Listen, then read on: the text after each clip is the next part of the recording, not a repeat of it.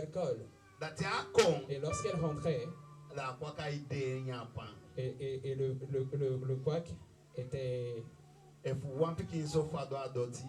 Si quelques grains tombaient seulement par terre, il y a un problème. Vous étiez avec des problèmes. Elle vous frappait avec un râteau. Lorsqu'on préparait le manioc avec la main, je devais donner mon dos vers la mer. Si le cassave était trop dur, je regardais la mer et je balançais les mains. Je voyais que celui-là était agréable à éplucher. Avant de finir, il y avait beaucoup de cassaves que je jetais à l'eau. Mais si la mère était au courant, tout ce qu'ils ont préparé, et tu avais jeté la plus grande partie, tu avais des problèmes. Et bien aimé, pour vous donner, pour faire court, je me suis dit que je vais travailler pour ne pas être pauvre. C'est là que l'ennemi m'attendait afin de me tuer. Je suis tombé malade pendant 5 ans. J'étais constamment malade. J'allais voir des médecins, j'ai pris toutes sortes de médicaments. J'ai pris toutes sortes de vaccins. J'ai pris des médicaments et il n'y avait plus d'aide. On ne voulait plus me donner de médicaments. Et je me questionnais, je me demandais que j'allais faire. Dieu, que vais-je faire? Je vais mourir. Bien aimé, j'ai essayé de me suicider. 2 fois, on a pu me voir. Ils ont délié la corde. Ils ont parlé avec moi. Ils ont dit, ne te suicide pas. Si tu meurs ainsi, tu n'iras pas vers Dieu. Bien aimé. J'étais tranquille et je me questionnais, je me demandais qu'allais-je faire. Je suis fatigué. Je dois mourir. Je pense que je dois mourir et je serai en paix. Mais il me disait, les personnes me disaient, si tu meurs ainsi, si tu te suicidais, tu ne trouveras pas la vie éternelle. Bien aimé, il y a beaucoup de choses. Dans celle-ci, j'ai prié. J'ai prié, j'ai fait une prière dans un temps de pluie. Dans un temps de pluie. Amen. J'étais dans la pluie en train de prier. Il y avait des tonnerres. Je priais. J'étais dans une forêt, je priais. Je disais à Dieu, je suis fatigué. J'ai fait le nécessaire de me suicider. Ils m'ont dit que je n'allais pas avoir la vie. Il y avait les éclairs. Si tu pouvais donner l'ordre à dire à une éclair de me tuer, ça ne serait pas que je me suis suicidé, mais que tu m'as tué. J'ai prié, bien aimé. J'ai prié. J'étais avec des larmes. Je l'ai fait pour la dernière fois. Que Dieu me prenne et qu'on en finisse avec. Mais Dieu ne m'a pas pris. Il ne m'a pas pris ainsi. Lorsque j'ai été dormir, il s'est montré à moi, il s'est révélé à moi. Il a dit, va te repentir. Serre-moi. C'est là que j'ai vu Jésus. Alléluia. Alléluia. Je me suis demandé où est-ce que je vais aller lorsque je me suis réveillé, je me suis demandé. J'étais avec mon grand frère dans l'église. J'allais au culte des enfants. La femme du pasteur André Alassa nous entraînait. Celui du frère France nous entraînait aussi.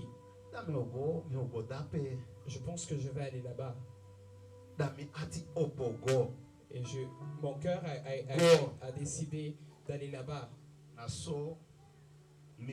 C'est ainsi que j'ai été. Ils ont prêché.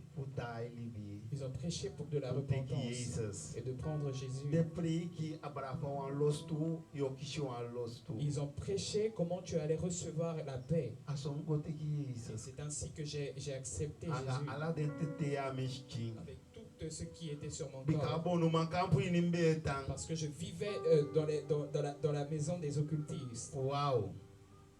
C'est là que je vivais. C'est là que cette femme venait me cuisiner. Elle était jolie. J'étais aussi un très beau garçon. Vous comprenez? Et je me demandais comment ça se fait que cette femme aime ce garçon malade. Elle venait me voir.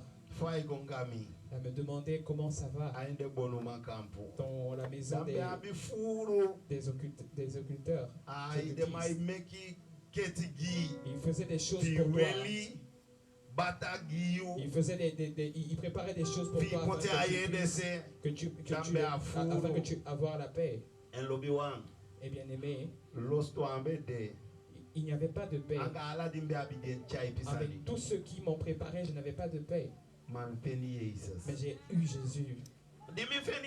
Lorsque j'ai eu Jésus, ils ont prié pour moi. Ils ont prié pour moi, les pasteurs. Les sœurs ont prié pour moi. Ils étaient contents, ils ont dit on est réjouis.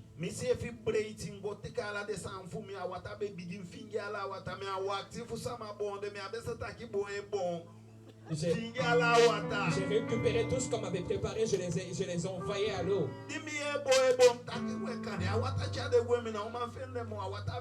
Je me suis dit, peut-être que je ne pourrais plus les avoir parce que c'était la marée haute. Peut-être que je me suis dit, je ne devais pas les jeter. J'ai demandé à un pasteur, il m'a dit, ce n'est pas un problème. Tu l'as jeté, c'est bon. Et je me suis dit, je suis libre. Mais j'étais toujours malade.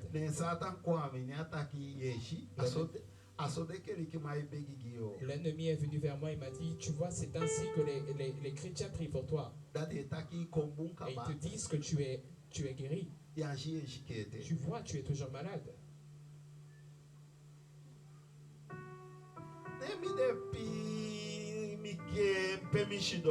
Je suis resté sentir quelque chose et j'ai pleuré. Je ne savais pas quoi faire. Une mère est venue vers moi. La mère du pasteur Alassa. Elle a préparé une soupe de manioc. Elle a prié dessus et elle me l'a donné. Elle a dit, garçon, mange, on va s'entretenir. Lorsque la personne est malade, que la personne se repent, cette personne a besoin. À un certain moment, cette personne a besoin il ne sait plus quoi faire. La mère a dit, assieds-toi et on va s'entretenir. J'ai mangé. Lorsque j'ai fini de manger, elle avait déjà prié. Elle a dit, garçon, tu vois, tu t'es repenti. Le même Satan qui est celui qui nous opprime. il viendra pour te dire que tu ne guériras pas. Mais lorsque tu vas vaincre, c'est lorsque tu vas te mettre à genoux et tu diras à Jésus, je n'avais rien compris, merci. La mère a continué à s'entretenir avec moi.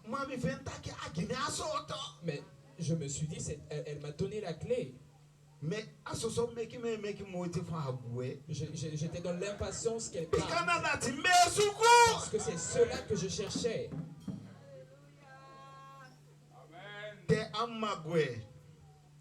La mère fait partie. J'ai dit, Seigneur, merci. J'ai dit, toi, Satan, ça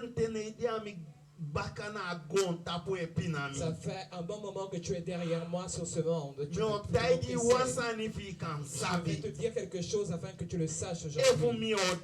Si je vais mourir, je mourirai en Jésus. Et je ne mourirai pas. Parce que je dois te prêcher de Jésus. Toi, Satan, à partir d'aujourd'hui, tu seras sous le pied de mon Dieu. Bien-aimé,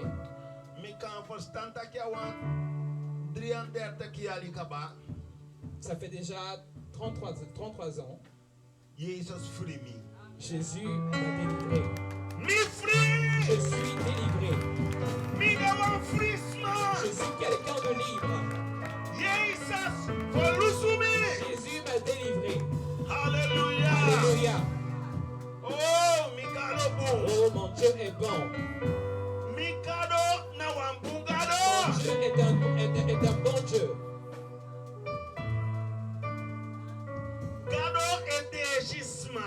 Dieu guérit. Ce n'est pas une propagande. Ce n'est pas écrit en vain. Mais Dieu guérit encore. Je suis témoignage de cela. Alléluia.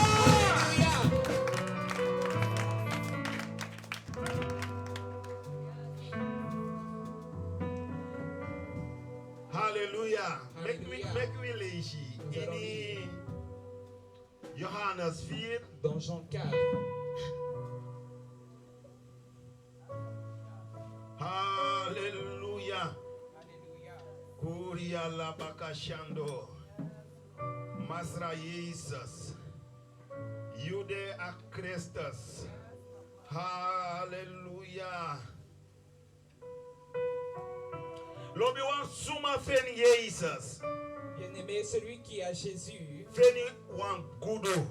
celui qui a trouvé Jésus a trouvé une richesse. Celui qui a trouvé Jésus, c'est un homme riche. Alléluia.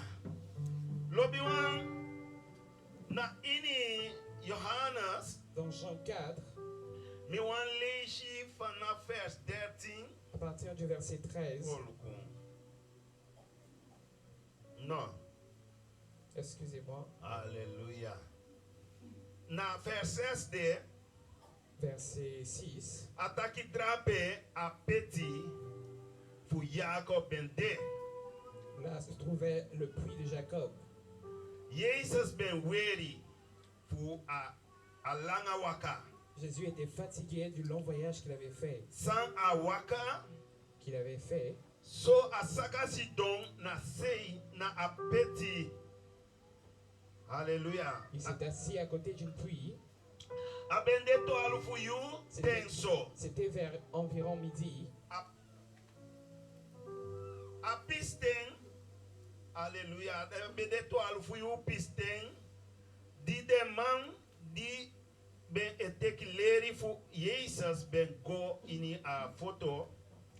Fubanyanya wan Samaria woman come na apeti puteki water dan Jesus taige taking give me pikin so water pudingi a Samaria woman pikin entaki fa yule ki wan juice kan aksimi leki wan Samaria uman fugi pikin so wata fudingi bika jusma no ebomwi sefi angade Samaria sama ma Yesu spiki entaki efu yuben sabi sangado habi fugi you and efu yuben sabi amen suma e aksi you pikin so wata fudingi dan you ben o aksi en wata en aben o giu wata san e gilibi hallelujah uma pikin taki masa apeti dipi en you know abi embe sefia inana wamboketi dan pay you ofeni wata san egilibi you denk itaki you bigi more we avo Jacob na alibi na en libi apeti disi na baka givi hallelujah lobi wan binole shifuru mo. Je ne vais pas lire plus loin. La parole nous enseigne. Jésus était fatigué. Il avait fait un voyage. Et il avait œuvré et cela l'a fatigué. Les disciples étaient entrés dans la ville pour acheter de la nourriture. Jésus a été vers une puits, un endroit où on appelait Sicar.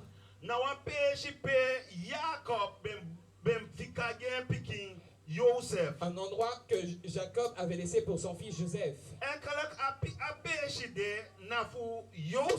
Cet endroit appartenait à Joseph.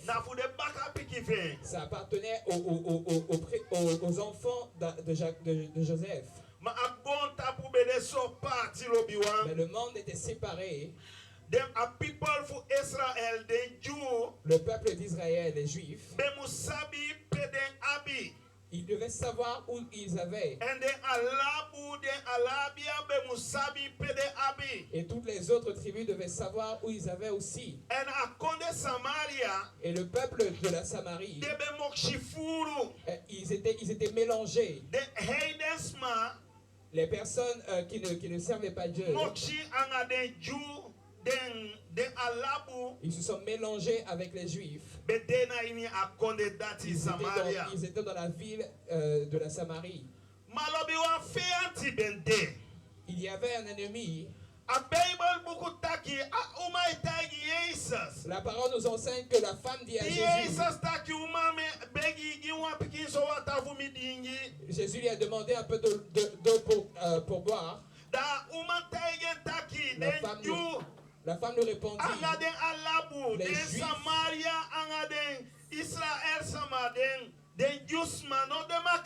les Juifs, les Juifs et le peuple de Samarie ne vivent pas ensemble.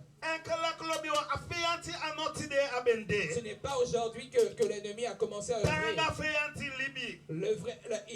Il œuvre jusqu'à maintenant.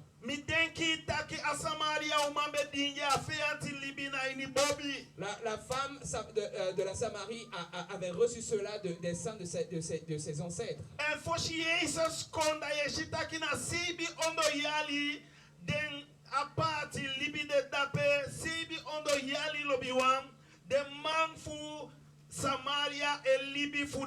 Avant la venue de Jésus, on voit que ça fait 700 ans que la Samarie vivait à part, ne se mélangeait pas aux Juifs. Il y avait beaucoup de choses pour laquelle il y a eu cette vie-là. Nous comprenons que Néhémie,